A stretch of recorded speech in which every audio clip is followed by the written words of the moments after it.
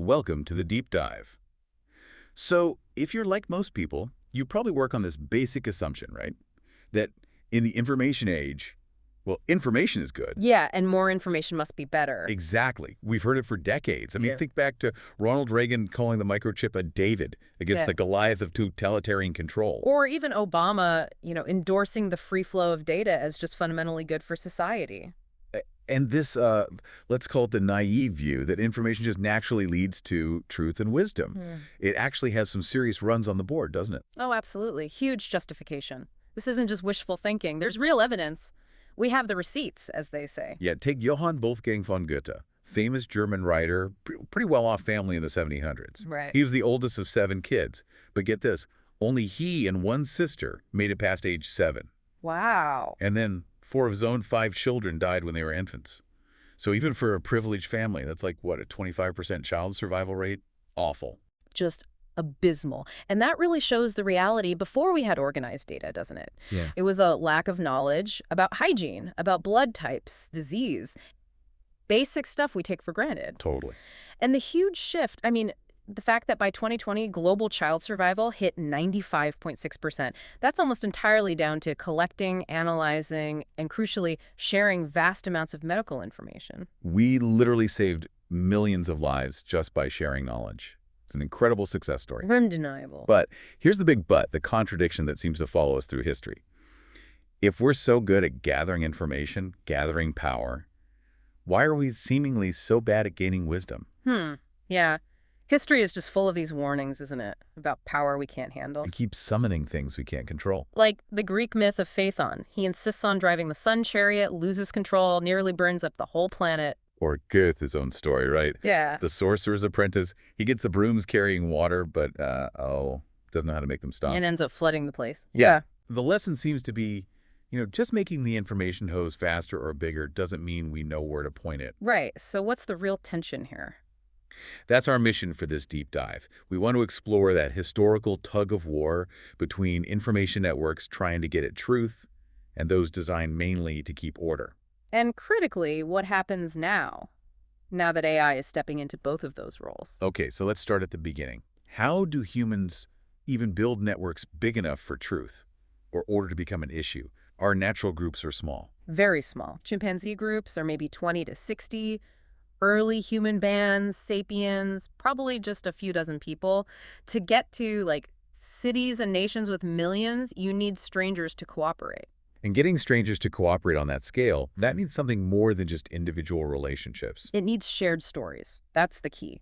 These stories build what the sources call an intersubjective reality. Okay, break that down. Intersubjective reality. It's not objective reality like the physical properties of this microphone. It's the stuff that exists only because lots and lots of people believe it exists. Think laws, money, nations, gods. They only have power in the connections between minds. That collective belief. It's almost scary powerful. The sources use Bitcoin as a wild example. Oh, yeah. The code, the electricity used to mine it, that's objective. But it's actual value, purely based on the shared story people agree on. Remember that guy in 2010, Laszlo Hunetz? Bought 2 pizzas with 10,000 Bitcoins. Uh-huh. At the peak, that pizza order was worth something like $690 million. Insane. The pizzas didn't change. Their calories were the same. But the story about Bitcoin's value changed dramatically. That's the sheer power and the volatility of intersubjective reality. Wow. Yeah, that pizza story always gets me. But it highlights why networks built for order often prefer fiction, right? Fiction can be simple, easy to grasp, comforting. Whereas the actual truth is often complex, messy, maybe even painful. Simple stories brine people better sometimes. And this order gets reinforced through things like ritual, shared memories, even manufactured ones. Exactly. Look at the Jewish Passover Seder. The ritual explicitly tells people that in every generation, each person must see themselves as if they personally escaped from Egypt. So it's not just remembering history. It's like actively reliving a constructed memory. Precisely. It's a command to reforge that bond, that shared identity across centuries. The fiction, the shared story, becomes the mechanism for cohesion, maybe even more than strict historical fact. Fascinating. Like an instruction manual for keeping a community together using story. But, okay, eventually just stories aren't enough, right? The network gets too big, too complex. Right. You hit what the sources call the retrieval problem. You can't just remember who owns what field in thousands of villages or who owes taxes. That's when you need structure. That's when you get bureaucracy. Its whole principle is divide and rule, taking the messy world and sorting it into neat, fixed categories or, drawers. Rule by writing desk. But the world is messy. Forms are rigid. So if bureaucracy is about composing structure, how often does that neatness just miss the actual truth of the situation? Constantly. It's almost designed to. The sources mention how even science struggles with this. Think about evolution. It's a smooth, continuous process. But we need labels. Exactly. Where does Homo erectus stop and Homo sapiens start? There's no clean line, but bureaucracy needs a line. It forces a fixed grid onto a blurry reality. And that disconnect, that forcing things into boxes they don't fit, Yeah. it can have devastating consequences for actual people. Oh, absolutely catastrophic. The sources give this heartbreaking example from Romania in 1938. With the Jewish citizens. Yes.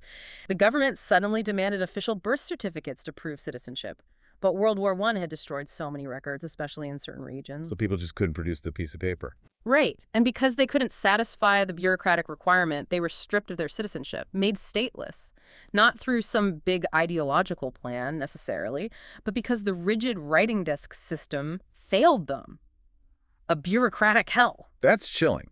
A system built for order ends up creating profound injustice. Okay, so we have stories for order, bureaucracy for structure. If order keeps trumping truth, how do networks stop themselves from just becoming completely detached from reality, delusional?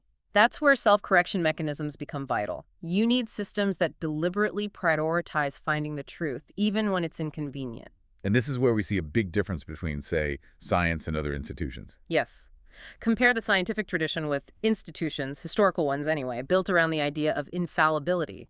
Think of the concept of an infallible holy book or an infallible leader. What happens there? Often, immense intellectual energy goes into interpreting the infallible source to make it fit reality or maintain order, rather than questioning the source itself. You build huge structures around the core claim, like the rabbinic tradition interpreting Jewish law or complex Catholic theology. Or is science? The scientific revolution wasn't just about what was discovered, but how. It fundamentally started by discovering ignorance, admitting we don't know everything, and rejecting infallibility. The mechanism is the key thing. Exactly. Science is set up as this huge team effort that actually rewards skepticism, especially self-skepticism. Peer review, challenging results. The whole process is designed to find errors, not hide them. It aims for truth, even uncomfortable truth.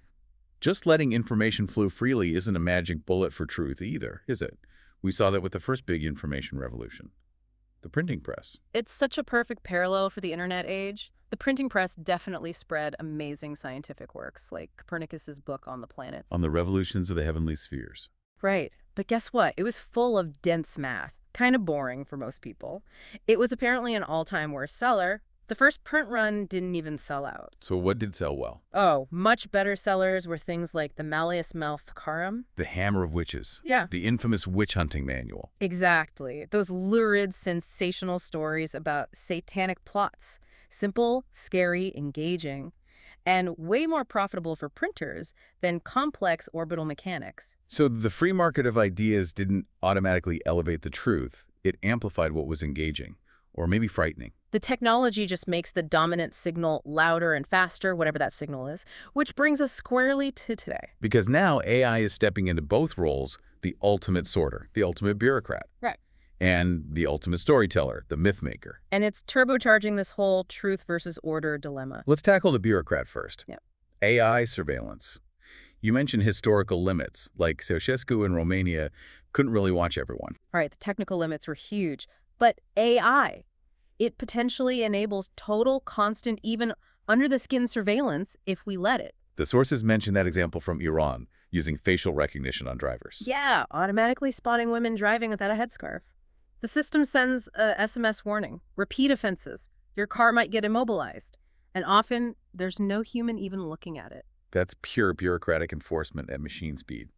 Privacy just gets obliterated for the sake of state-imposed order. Annihilated. And then you have things like the social credit system. Which the sources describe not just as tracking fines, but as like a new kind of money. Exactly. It takes the cold, hard logic of financial scoring and applies it to the messy, fuzzy world of reputation. Try to put a number on everything. Pretty much. Your smile, your political posts, how often you visit your parents, trying to quantify it all. The potential for totalitarian control is immense. It systematically creates these low-credit people pushed to the margins. It removes all the gray areas humans need to, just live. It really does. But AI isn't just a super efficient enforcer of our rules and biases.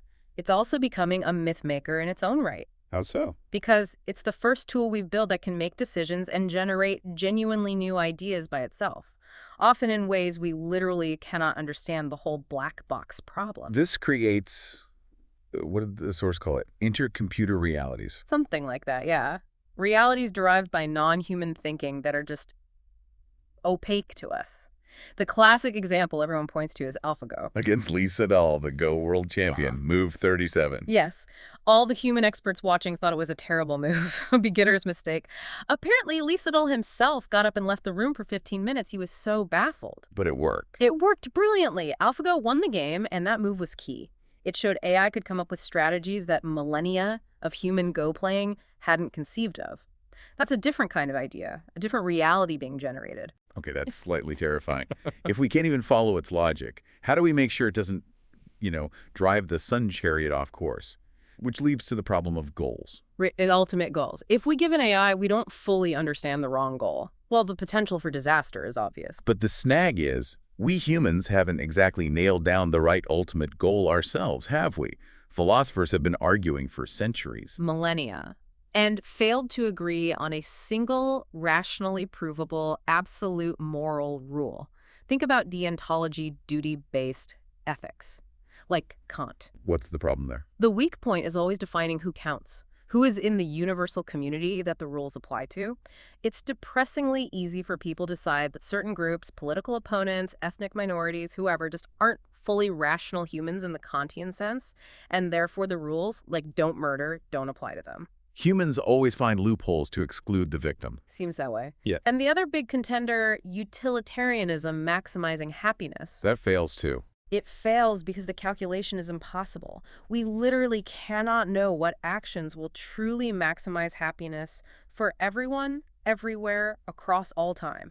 We can't agree on the goal, let alone calculate how to achieve it. And now we're potentially handing the keys to an intelligence that might be able to execute a goal with superhuman efficiency. But we can't be sure it's the right one, or even understand how it's doing it. Precisely. So we end up back at that core tension, truth versus order. The technology makes everything faster, more efficient, the rope gets tighter. But balancing the two becomes even more critical and even harder.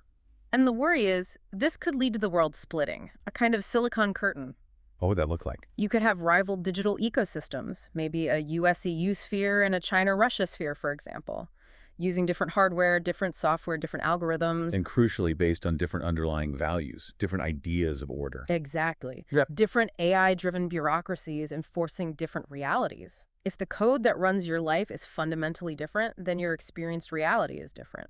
That could be the end of any idea of a single shared human experience. Cooperation across those divides would become incredibly difficult. Almost impossible, maybe. Okay, that's a heavy thought. So, with all this power concentrating in AI systems and the companies building them, what's the main point about human agency? Where do we fit in?